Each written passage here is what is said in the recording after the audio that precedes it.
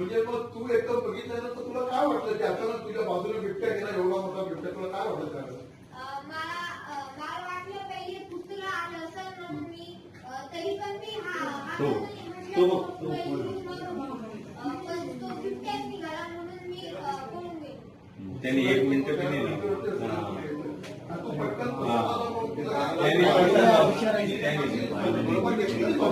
तू दरवाजा लॉक केलेलो. हा बेटा, तुझं नाव काय आहे, नेमकं काय प्रकार घडला, काय माझं नाव मोहित विजय आयरे आहे. मी ऑफिसात बसलेलो होतो. म्हणजे इथं असा दरवाजा आहे आणि त्यालाच फिटून एक कॉट आहे, त्याच्यावर मी बसलेलो होतो.